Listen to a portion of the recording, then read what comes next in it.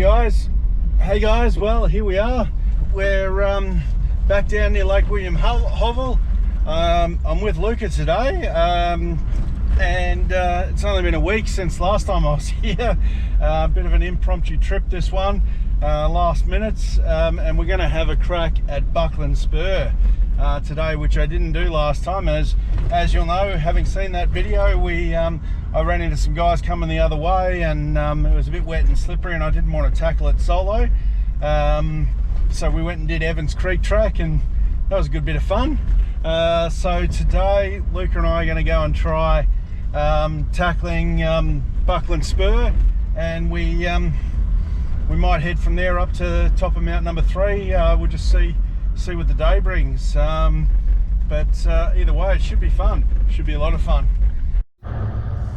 So here we are, starting along this first section of the track alongside Lake William Hovell. A little bit damp, but nothing overly concerning. As I've said before in other videos, this section of track just after that little water crossing is a really good yardstick if you're heading into this area. Obviously I've cut a lot of the track out on this video. You don't need to see that again because that was in the last Evans Creek video. This is the approach down to Evans Creek crossing. The water level is a little bit different this time, so I just thought I'd include this. It's an interesting rocky drive along here. Certainly looks more like a riverbed to me than a track. And there hasn't been a lot of rain leading up to this. So this time we've resolved we are tackling Buckland Spur. I've got Luca with me, so having a second vehicle along certainly gives you a little bit of peace of mind. And just coming up to the Evans Creek crossing here, and there's a couple of guys just getting ready to do it. So we got to have the benefit of seeing them tackle it.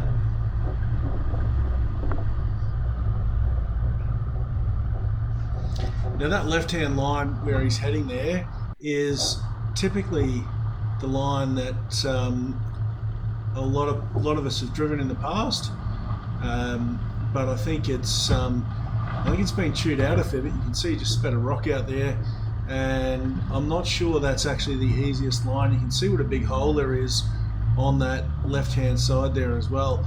Look, none of this is anything anyone needs to be concerned about anymore, because not too long after this they came through and graded this, and it's a highway, it's a concrete road. So don't feel like you're going to be concerned about this exit, because it's not going to be an issue at all. You can see he's just taken a line there a little bit further to the right and made short work of it. And the second vehicle's heading across.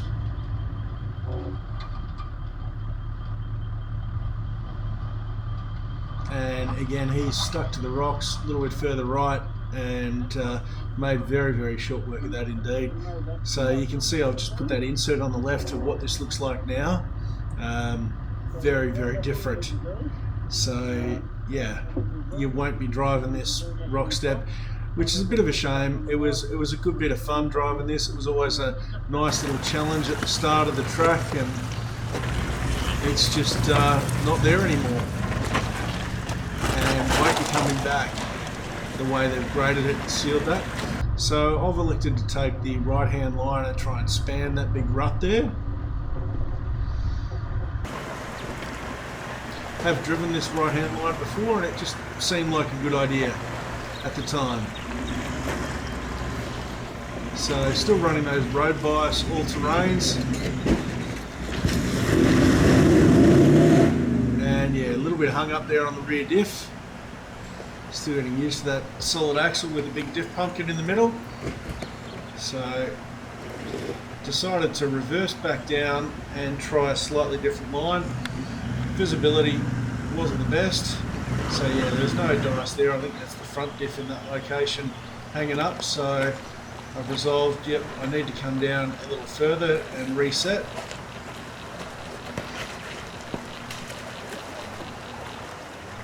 So you can see there I've now got the vehicle pointing quite a bit more to the right.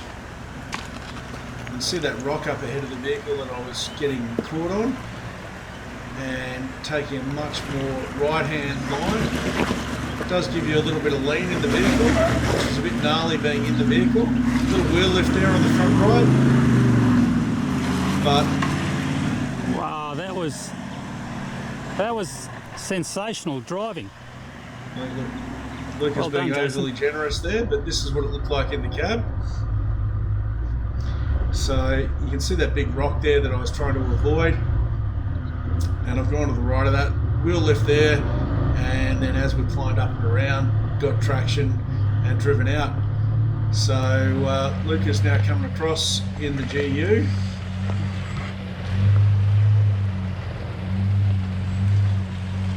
Used about 3 litres of petrol crossing that creek. No, I'm kidding. It is thirsty though. And in his typical way, he's just crawled that nicely. Similar line to me, but not actually wheel lifting. And he's just crawled up there very nicely with his mud terrains.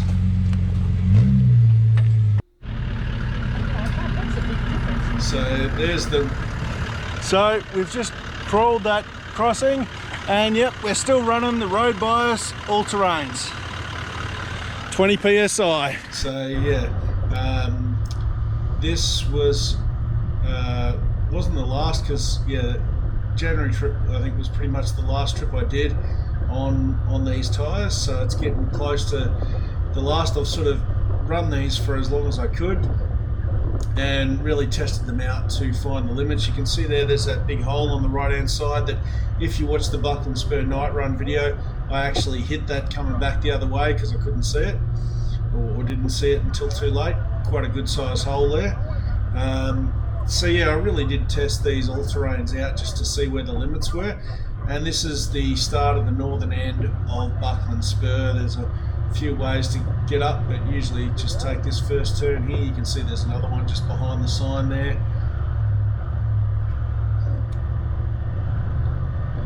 And the track's not overly wet today. It's definitely drier than the week before when I was here, when we went and did Evans Creek and had a good bit of fun doing that.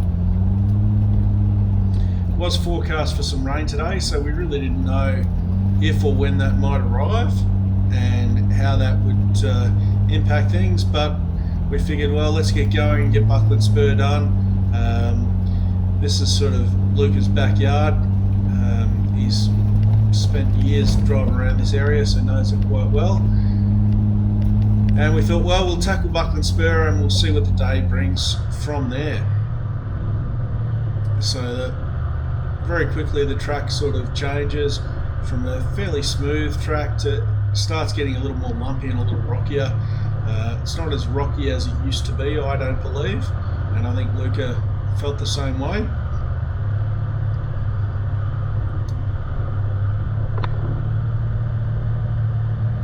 And again, these early sections are not super steep, but there are some reasonably steep sections on Buckland Spur, particularly when coming from the northern section. It tends to go up fairly quickly, and then you spend a lot of time sort of driving along the plateau before heading down the other side to Tomahawk Hut.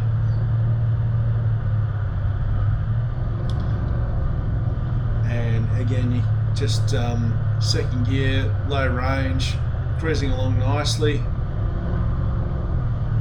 No traction issues here, and the track's actually in quite good condition. See it a lot better than the night run, that's for sure.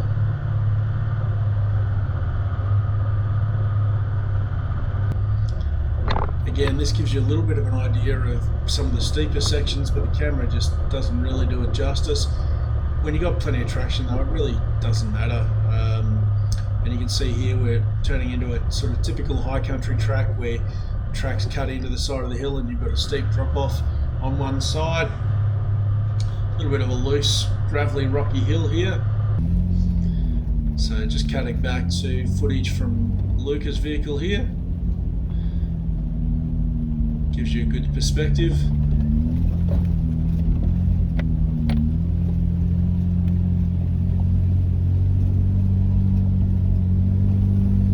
And both vehicles handling that little climb quite comfortably.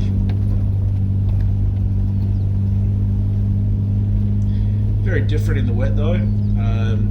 Real clay base to this track, so when it's wet, which is why it's seasonally closed, because otherwise in winter the track would get destroyed. So definitely one to avoid in the wet. When it's dry though, no real issues.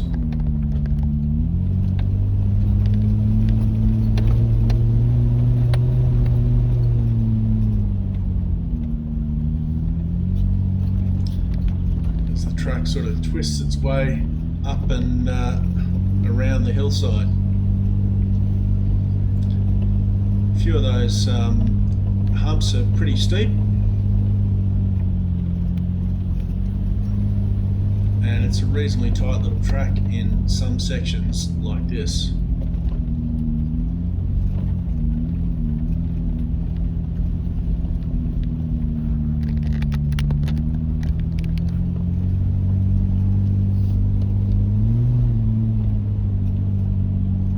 See some ruts there that have been dug out. Obviously different time when it's somebody's tackled the track when it's been a bit wetter. We certainly had no concerns and were able to just span those, maintain traction quite comfortably. You can see tyres leaving a bit of imprint in the track surface. Most of the erosion you're seeing there on the track is caused by water running down it. Again, this first sort of 1/3, I suppose, of the track is a pretty steady just climb up the hill. It does rise a good couple hundred metres. You can see there plenty of rocks exposed, so you do want reasonable clearance just to make sure that you're not going to impact something vital under your vehicle with some of the rocks on the track.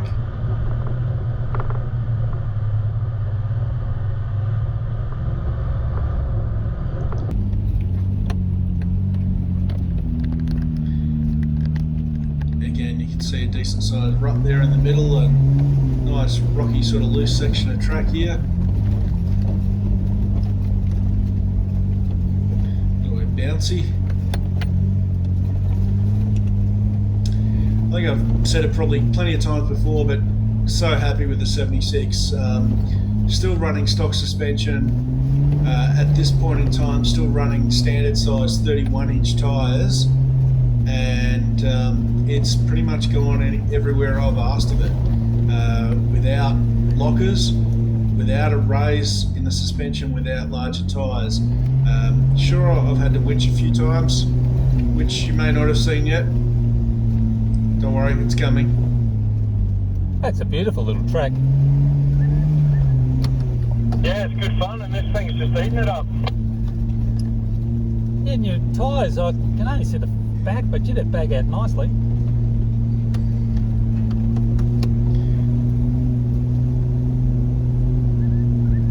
Big difference with this to the Padge is this has got 16-inch rims where the Padge had 18, so I've got a lot more sidewall. Which is a great thing. And that's certainly a big difference, running the 16-inch rims versus the stock 18-inch rims from the Padge. Even at 31-inch, I've got a lot more sidewall to play with, so I can let the tyres down that bit more, and I get a lot more surface area, which I think is a big factor as well. On the Padge, going below sort of 22 psi with the weight I had in there was problematic with the 18-inch rims. You just saw a couple of spits of rain starting to come in. Fortunately, we're nearly at the top. It's a little bit sporadic starting,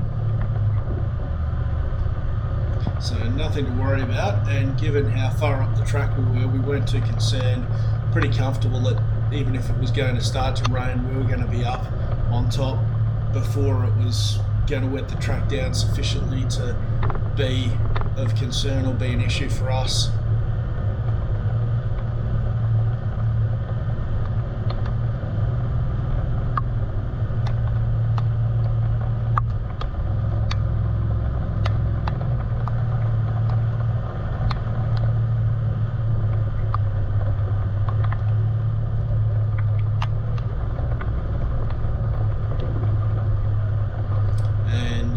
see there, I put that that note on the screen just to confirm. As I said, good amount of climbing in this track, so around 700 meters vertically over the first couple of kilometers. So in terms of steepness, that's up there with Billy Goat.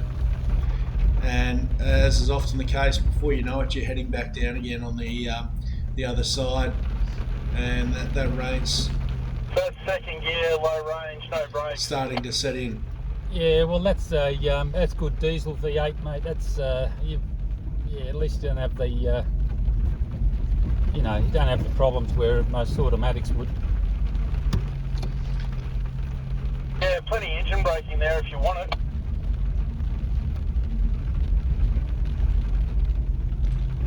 So yeah, just making the point there that second gear, low range in this thing pretty much gives me the braking down most hills that I need without having to touch the brake. Oftentimes it's a little bit of a nudge on the accelerator, and yeah, that rain definitely was setting in, but we're certainly past the main steep part of Buckland Spur, so we weren't too concerned, and just pondering where we might go and what we might do for the rest of the day. We didn't have a lot of sort of fixed plans. It was pretty impromptu, this one. Basically decided the night before. But a little bit of wetness does mean traction becomes interesting if you watch the 76 just up here.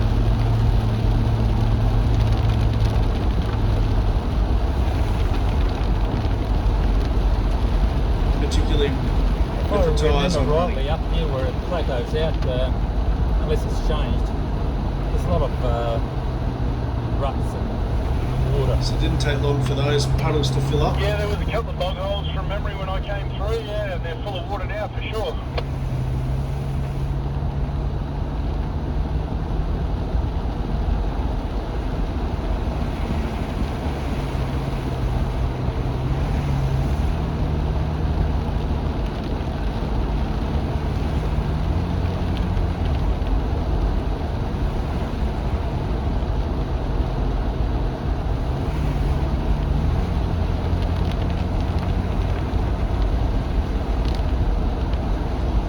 See this, on the flat section of the track here, and yeah, there it was. A little bit of loss of traction. Nice little bonus line there on the left hand side. There you go, Jason. Not today, maybe. And just like that, the shower's eased off.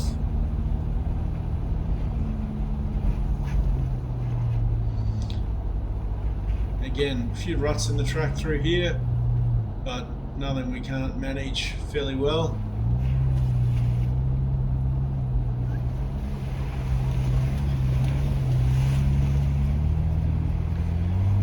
Track hasn't managed to get slippery yet with the rain that we've had. It's just really wet it down and reduced the dust, if anything. Not that there was much dust to start with. Again, you can see through here there's some ruts carved in. People have come through when the track's been a bit wetter and a bit softer. Easy enough for us just to span those.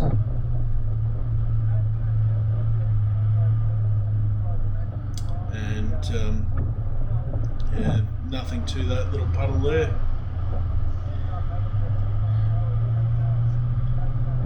Some softer soil mixed in with the clay base there. And getting away towards Tomahawk Hut, you probably remember this section where the log's been cut out of the track and only just barely pushed off to the side.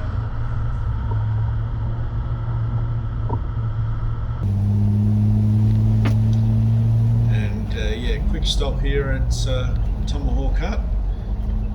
Ah, the beautiful, infamous Tomahawk Hut. One of the best huts around. And I'm inclined to agree with that sentiment, Luca. So yeah, we just had a quick stop there and chat about what we're going to do, whether this weather was terribly concerning or not. So we've decided to push on from here up to the top of Mount number 3, which I was pretty happy with. I've never actually been up Mount number 3 before. So we're heading that direction with Luca navigating from behind. Now, through this next section, while we've got the rain going, I've used a lot of Luca's footage because he shoots with his iPhone from inside his vehicle. As you guys know, I mount my GoPro A sharp little corner, that one. on the windscreen, up nice and high to get a good perspective on the track and the vehicle, but it does mean it gets water on the case and doesn't always give me the best footage when it's raining like this. So yeah, not too far along Carter's Road, we take a hard right on this corner and head up the Mount Number 3 track to the Mount Number 3 summit. Nice rocky track. We're a bit concerned about traction through here, but you can see it's got a pretty well-worn path, and because of that, and the water sitting there, yeah, we're concerned that was going to get a little bit slippery, so just took it sort of pretty slow and steady. And we came across some traffic, as you just sort of glimpsed there. Nice typical 180-degree hairpin here that we see on the high country tracks all the time.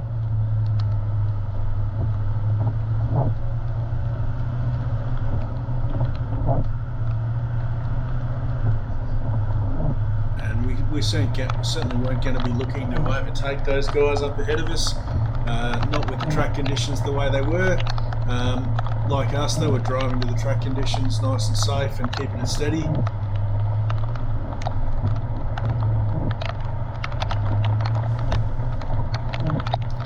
And we were happy to crawl along behind them.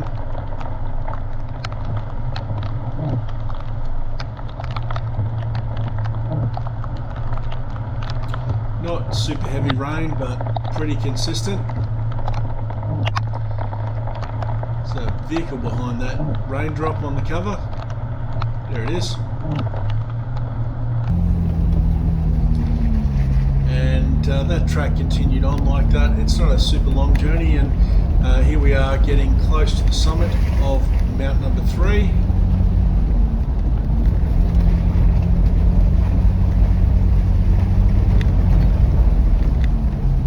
Which way, mate? Turn left here. Left it is. Left it is. So this is actually the start of Western Track, which you'll recall we drove on a section of that when we went through to King Hut with Paul and Jenny and Mark. Western's track. And once you're on this part of Western's Track, it's a very short run from here up to the summit.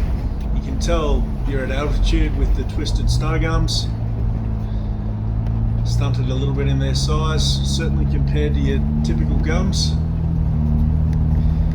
Nice rocky little track, this one, which wasn't a bad thing given we were looking for traction.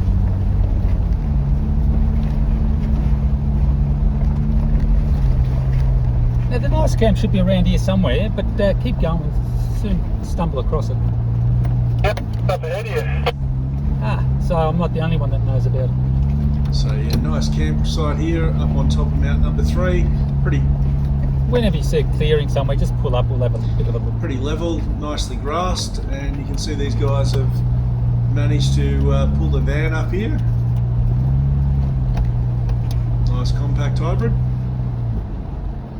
And there's another spot down the end here where we're just near where we're pulling up, where you can set up quite a good campsite as well. No views to be had today with the weather being what it is. So we had a quick stop there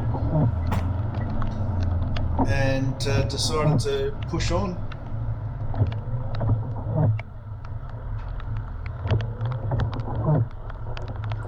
I think Luca was just having a chat to the guys in the campsite there. I don't know how much they'd be getting out of those solar panels with this weather, but maybe a little bit. And from here we're going to head down Western Track, Carter's Road, and then across to Pineapple Flat Campground, which again I was pretty pleased about because I've been past it many times, never actually been into Pineapple Flat Campground before. So just keen to check that out. You can see this section's a nice rocky section, steeper than what we came up, that's for sure. So if you were bringing a van up here, the way we came up, or the rest of that Mount number 3 road would be the way to go. Well, we did Buckland Spur, that was good fun. Started raining just after we finished the steep parts, so that was good. Went over to Tomahawk Hut, and we've just been up on Mount number 3. Heading down Mount number 3 to Pineapple Flat. So yeah, it's weather system's been coming in, it's been pouring down rain. She's good fun. There's a quick look at the track ahead. We're getting there, so we're heading down to Pineapple Flat, and then we're going to do like Burnt Top Spur or something. And anyway, I'm in front, Luca's navigating from the back. So yeah, can't see a lot, but some fun driving, and it's always great. It's always a great day getting out here and exploring, driving tracks you haven't driven before. Does give you a bit of peace of mind knowing you've got another vehicle to help you out. The accelerator occasionally, in the Page I'd be first gear low range, touching the brake. Yeah, well, I'm touching my brakes as well, and I'm in first. Yeah, it's good. I mean, look, it's you know, it's a good thing with manuals. I mean, some people prefer autos, but yeah, I mean, you got to reap the benefits whilst you've got them, especially situations like this, you know. Yeah, that's it. Like, you know, autos are really good in certain circumstances, but descending, I'm seeing why people say manuals are so awesome for engine braking with descent. Absolutely.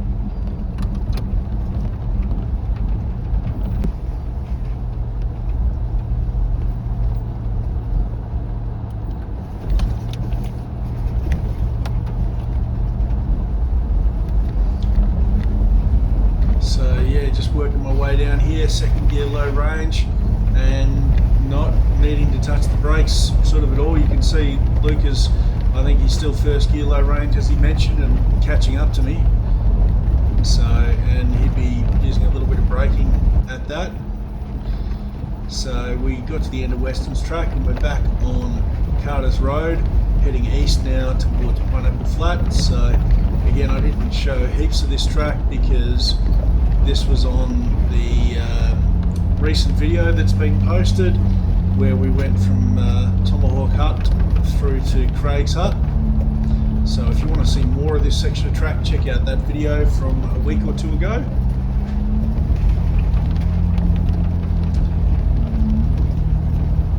But quite a nice drive along here. Sections of this track are again reasonably steep and rocky, and certainly when travelling in this direction there's a couple of descents that if you're coming back the other way would be quite challenging.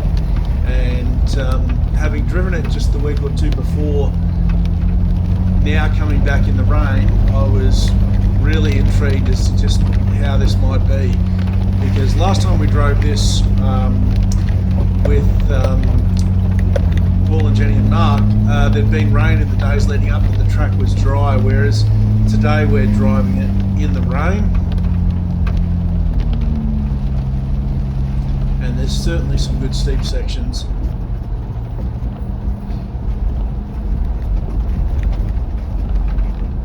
And just controlling my speed there because it's quite rocky, and you can see there Oh, a bit sketchy. the vehicle just sliding to the side a little bit, losing traction slightly.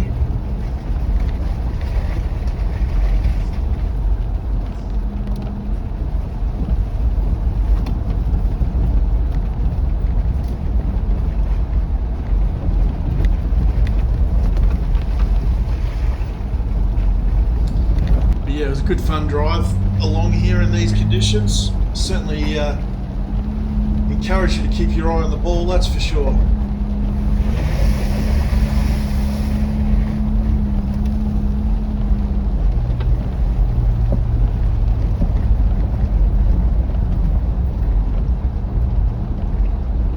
And again, just braking a little bit, starting some of these descents because it's probably being extra cautious not to build up too much speed, because I didn't want to have to brake hard and risk breaking traction by braking hard, you know, all of a sudden. Controlled, consistent speed is really your key here to maintaining traction in these sort of conditions when it is pretty wet. You can see the amount of water sitting on the track here. rivulets starting to form running down the track.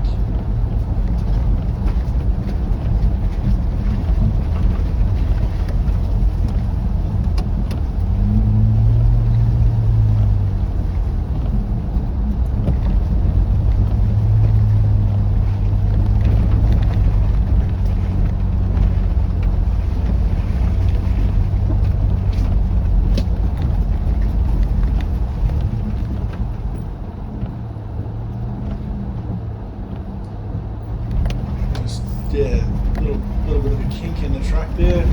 Avoid those larger rocks. You can see how loose and rocky this is, and it is going down, although it doesn't really look that way on the camera. Now that part would be interesting going up. Especially when wet. Yeah.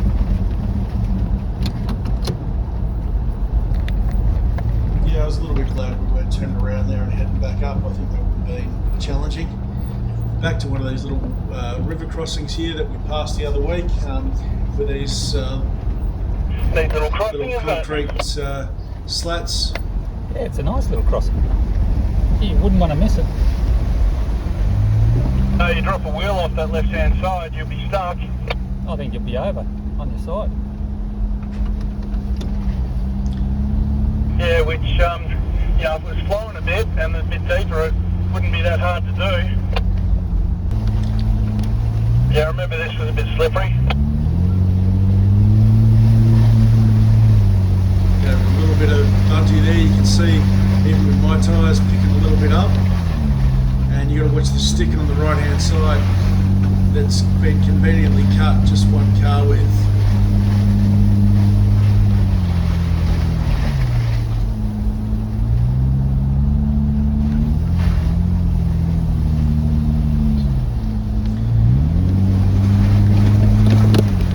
Jesus Christ, Jason. A little bit slippery there. Left again. Yes. Just stop here for a minute. So that's That's my all terrain road terrain tyres. What the hell? What? I've driven past it many times, just never actually crossed the river and gone in there. Okay, well, okay, you'll break the cherry this trip round. I'm still back in my November trip last year when it was raining. I came up here and tried to do Black Landing. I only got a kilometre up the road and had to turn back. Yeah, well, I reckon that's about as far as we got last week. Yeah, I've still got it marked on my Aussie Explorer. So yeah, that was the track we tried to go up last week and weren't able to get up. It was too soft and wet. So yeah, continued on past there on Carter's Road and then turning left here to head down to Pineapple Flats. As you can see, the weather's cleared all of a sudden. Skies turned blue again. Gotta love the high country. The weather changes on a dime, and it's a pretty short run down here.